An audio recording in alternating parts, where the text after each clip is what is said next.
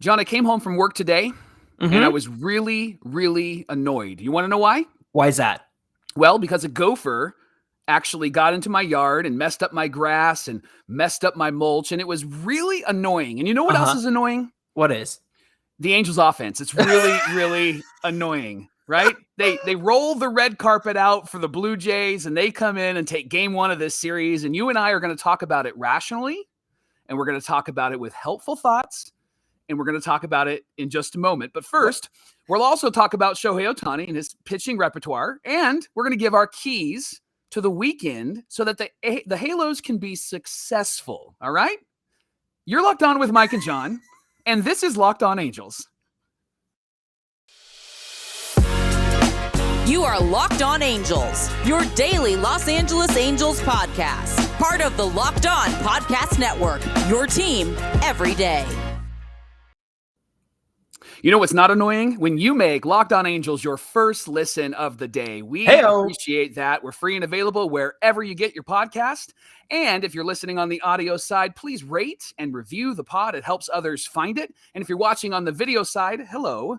And we love that you're watching on the video side. You can subscribe and click the bell to be notified every time a new episode drops. What's going on, everybody? Thank you for joining us for this edition of Locked On Angels. You got the Frisch Brothers here with you, a.k.a. the Super Halo Bros. My name is John, and that's my brother Mike. And my name is Mike, and that's my brother John. What an intro, man. Did you like that?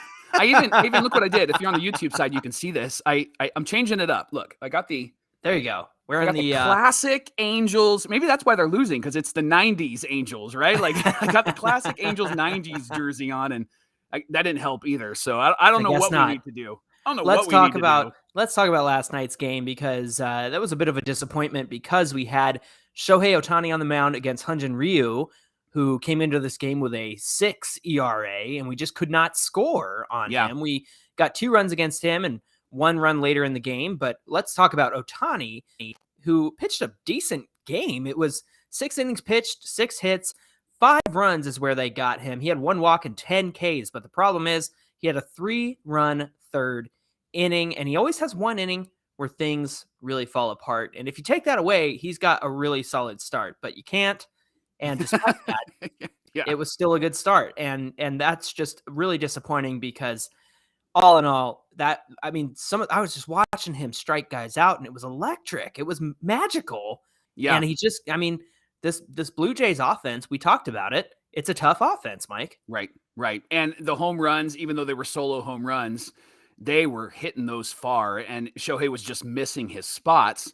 But again, he looked dominant when he was striking batters out. It was just a matter of that one big inning and them making contact at the right time and scoring runs, right? Did somebody give Shohei Ohtani the juiced balls to throw to the Blue Jays? Because how many outs did we have at the warning track? We had Anthony Rendon, Juan Lagares. I think maybe Marsh got into one at one point, but I could be wrong about that. But good grief, man. How many of these balls are going to die at the warning track like that? Because they're hitting them hard. I don't know what's going on. Yeah, Jared Walsh had a ground rule double that didn't make it over the wall, and good grief. The sound off the bat makes you think, and you can hear the fans. It makes them think that it's going to be a home run, right? Yeah. And then it does. It dies at the warning track. We got a water balloon for a baseball out there. Yeah, no kidding, huh? Hey, I want to talk about the 6th inning for a moment, because let me set it up. This. Okay, yes. So the Angels hit into a double play. Right. But the Jays actually tag first, which means that they're going to need to tag the runner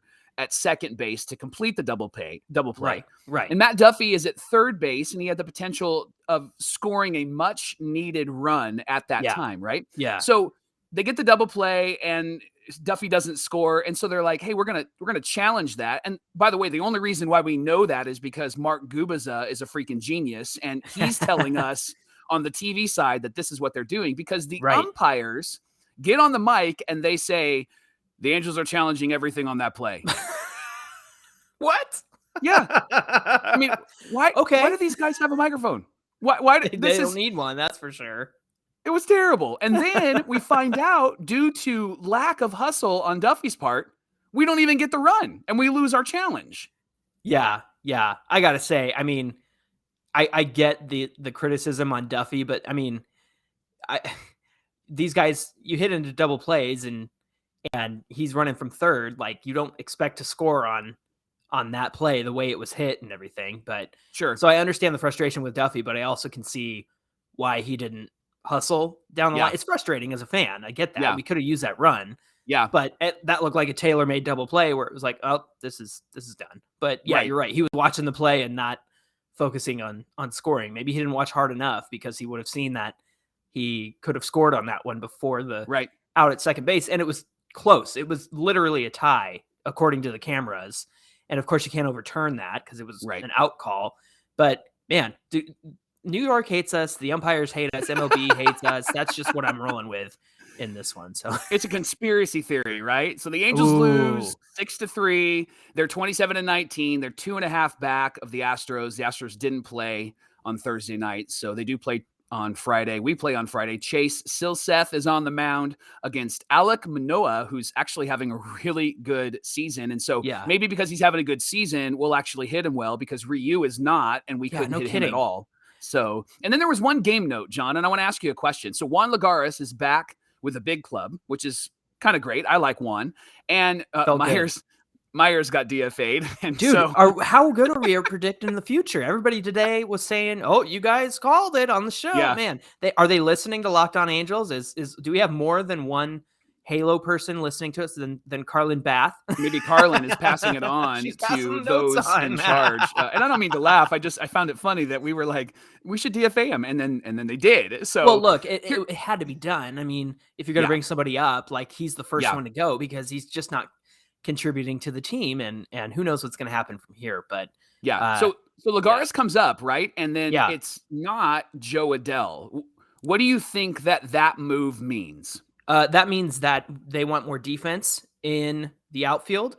And what's funny is that they pinch hit in a situation that made Rengifo go to right field. So we still had a middle infielder in the outfield somehow. But I think they want defense. That's your favorite thing. Yeah. They want to have defense in the outfield, and they don't want offense because they think that these guys can score. But we're slumping. Everybody's slumping right now. They just can't string stuff together. And can I tell you one thing that frustrates me? Sure. Angels had one walk tonight, and it was Shohei. Shohei's the only one who walked last night. Yeah. And that doesn't do anything for your team in terms of scoring runs. You got to get guys on base. You got to get guys creating chaos on the base paths, like we say all the time. And this wasn't the night to do that, and they just couldn't do that. And it just goes to show, like, last week we're complaining about them not swinging, and now they're hitting stuff into play, which is great. But at the same time, like, if you're not getting on base, if you're not walking, if you're not getting hits, then you're not going to be a distraction for the pitcher on the mound. And that's why Rio could do what he was doing, and that's why the Blue Jays bullpen was able to cruise as well. So they're just not doing enough in terms of getting on base, and I think that needs to change if they want to score and win against the Blue Jays coming up. So those are my thoughts on that. Well, coming up on Locked On Angels, we actually will give you our keys to a successful weekend series. And maybe you just gave us some clues, John, as to what you're going to share with us. Not quite. But first, Locked On Angels is brought to you by Built Bar, John. Built Bar, our favorite Built Bar. They sent us some Built Bar Puffs a couple of weeks ago, and we enjoyed them. But now they have a new creation, and this one is better than ever, Mike. The Brownie Batter Puff. Did you hear me right? Because that's what it is. The Brownie Batter Puff. Believe it. This puff takes protein bars to a whole new level. They're available right now on Built.com. Puffs are a chocolate-covered marshmallow protein bar. They're delicious. They have flavors that are marshmallows covered in 100% real chocolate, 140 calories, 17 grams of protein, and get this, only 7 grams of sugar.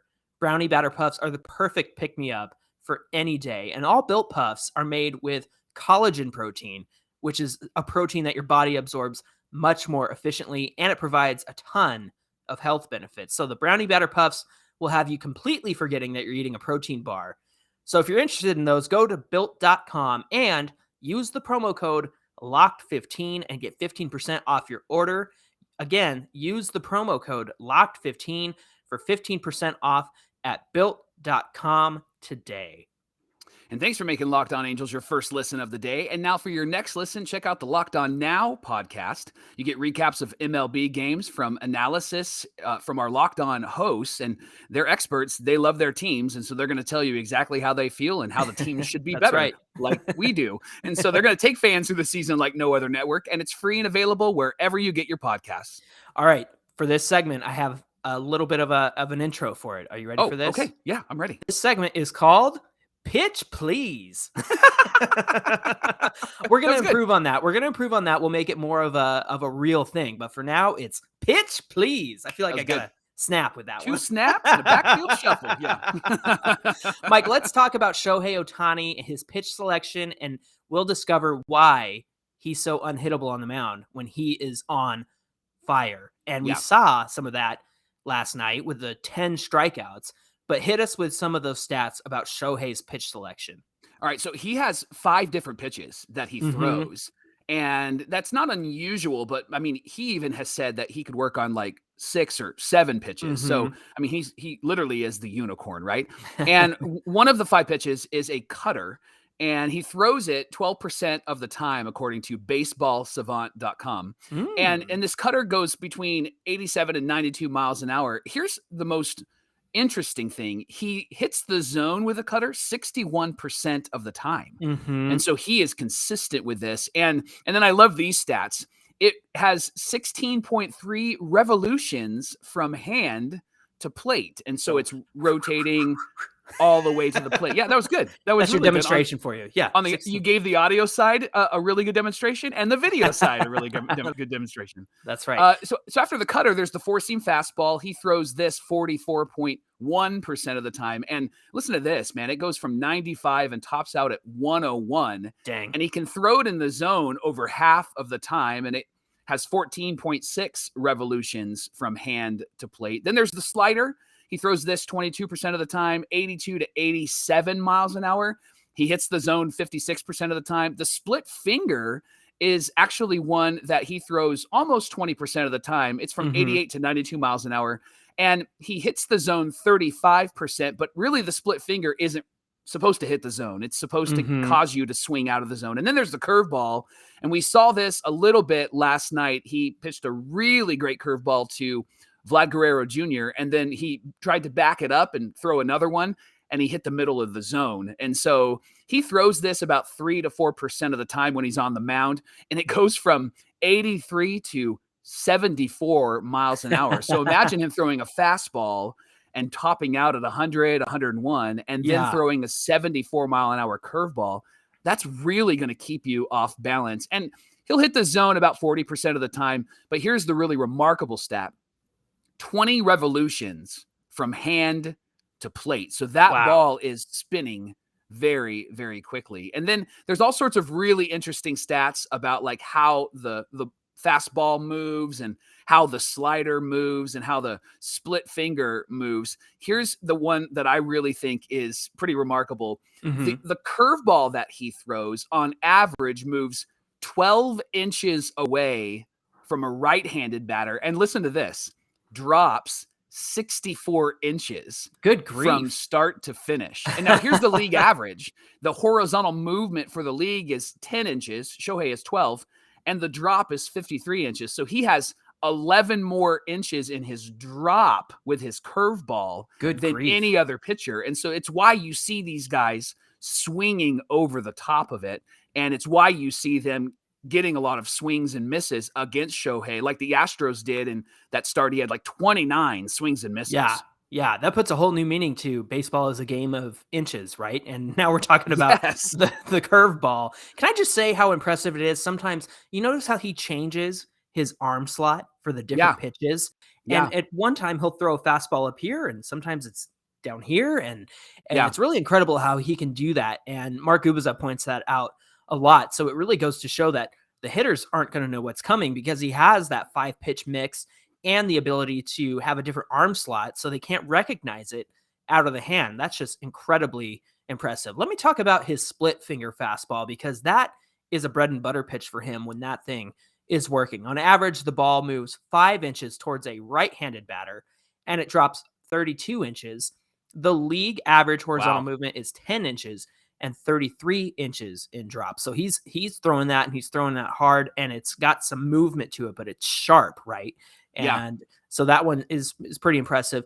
His slider is another one that's really impressive. On This average, is the pretty ball cool. moves 16 inches away from a right-handed batter and drops 37 inches.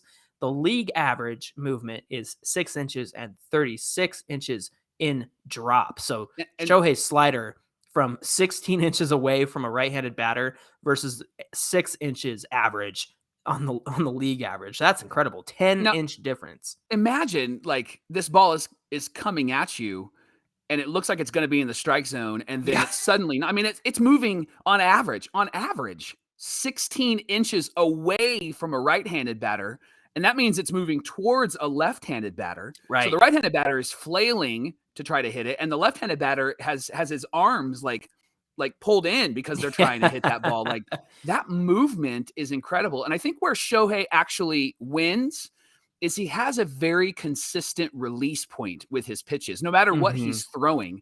And so Baseball Savant is great. You gotta check it out. His average release point is at 6.1 feet from the ground. Interesting. So that, I mean, no matter what he's throwing, that's where the ball is coming from every single time. So the release point is at the same spot almost every single time, whether it's a slider or a cutter or a curveball. And he's thrown 51.6% of his pitches in the zone. The league average is a little under 50. So Shohei is a bit more consistent, which is interesting because he can walk batters. And maybe that number has gone up this year because even last night he only walked one batter and struck out 10. So he's really staying in the zone this year, maybe more than anybody else. Here's another really great stat. He's thrown an above average percentage of his pitches on the edge of the zone. So about 40% of those pitches are hitting the edge of the zone. And if an umpire is a good umpire, he's going to call those pitches. And if Max Stassi or Kurt Suzuki is on their game, they're going to get those strikes for Shohei. Yeah, they're going to be able to bring that in without much glove movement. So it's deceptive, and it shows the umpire that it was close enough to the zone. I love that. Here's one that really gets me. Batters have swung 973 pitches and missed on 281 of them for a 28.9% difference. So that's above league average, which is about 25%. So Shohei is getting lots of swings and misses on his stuff and at a higher rate than league average, than the average pitcher. So he's just incredible when it comes to him on the mound. It's a shame that he had that difficult inning and things kind of blew up a little bit. And it's a shame that we couldn't get him back in the game by scoring him some runs and making it close. So every time he's on the mound, it seems that the Angels go cold for him. And I think some of the lineup choices, especially when you need offense, make things difficult for him sometimes. So it's great to know that when he is on the mound and he's on his game, he's just unhittable. We've seen that before, and we'll see it again, I'm sure. And a quick note, this came out after the game, but this was a tweet from Sam Blum. He said that Shohei was pulled and pinch hit for, and then Taylor Ward came in because he had some back stiffness.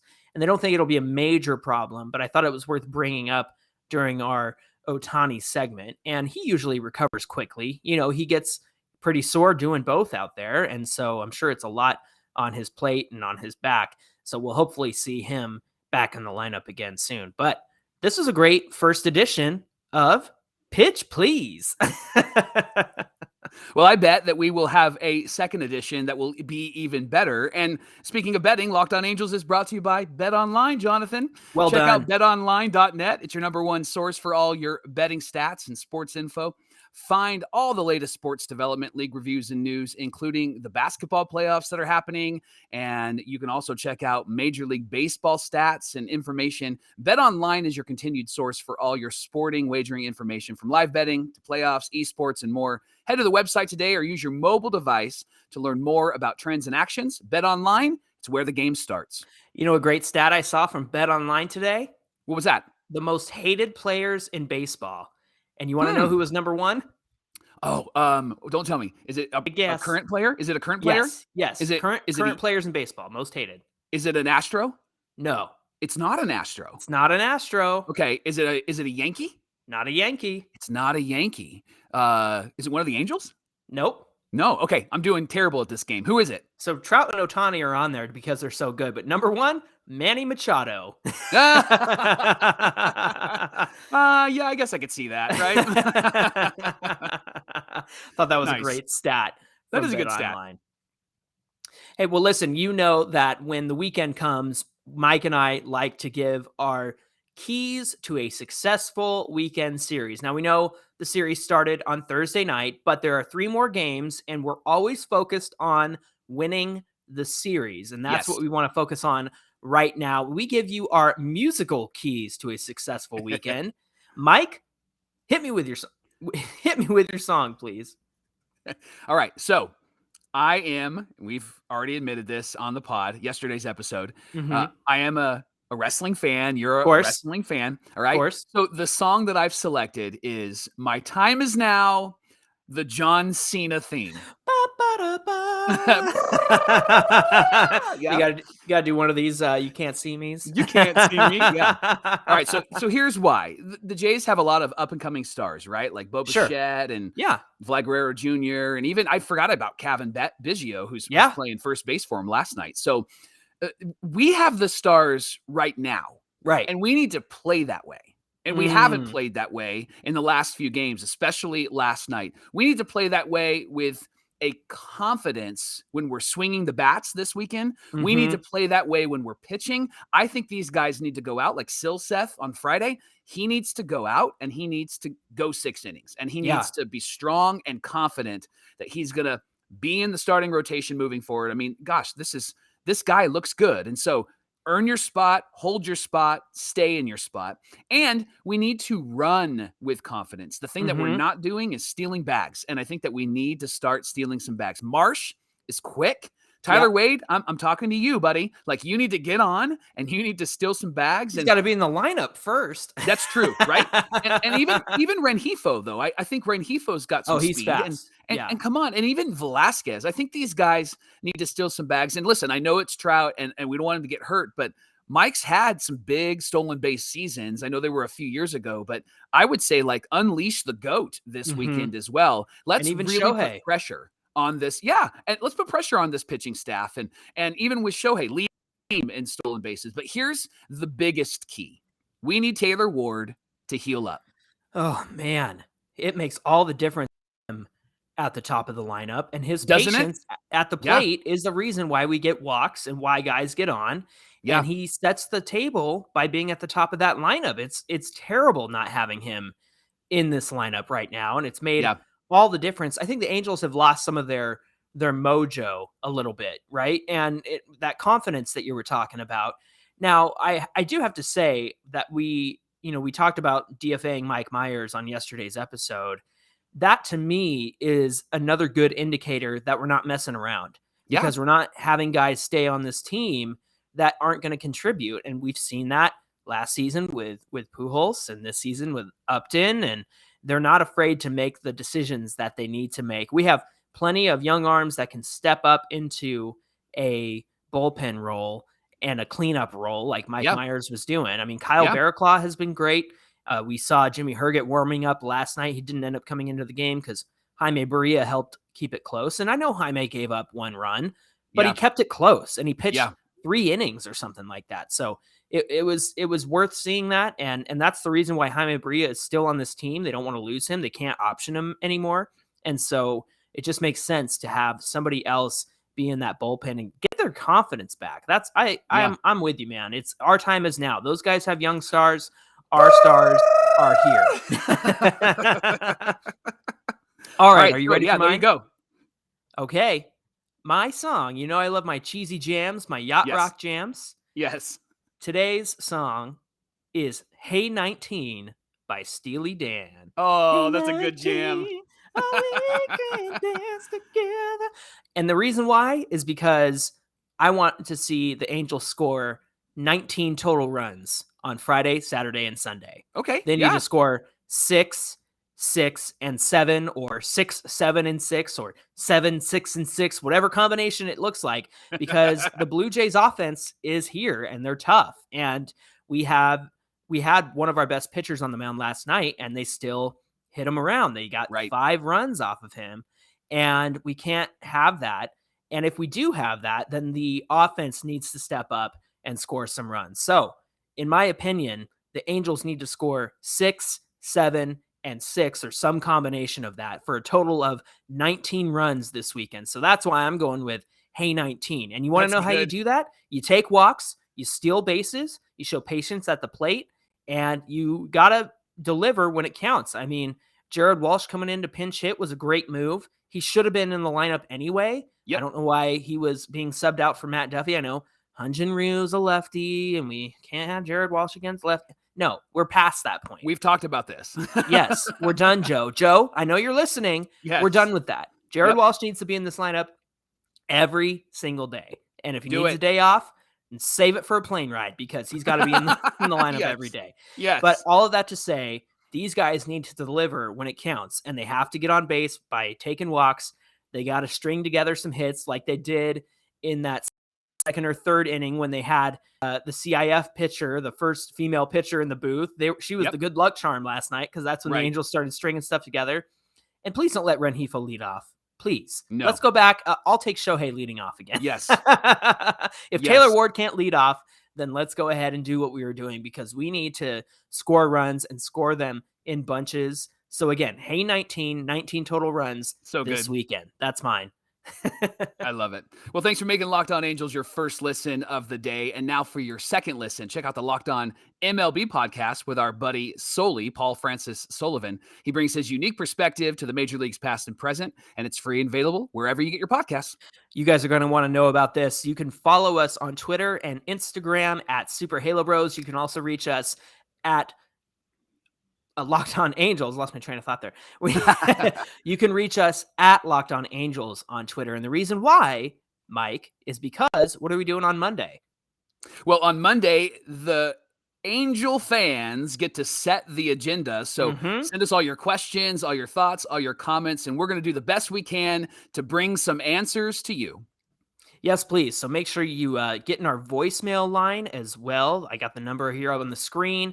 And for those listening on the audio side, the number will be in the episode description, but it's 714-409-6396. You can call and leave us a voicemail if you'd like. You can also DM us on Twitter and Instagram at Super Halo Bros, or get us on Twitter at Locked On Angels, and we'll be sure to answer your questions on Monday. In the meantime, have a great weekend. My name is John, and that's my brother Mike. And my name is Mike, and that's my brother John. And we'll see you right here on Monday for more Locked On Angels. Let's get a win! Series Let's go! win!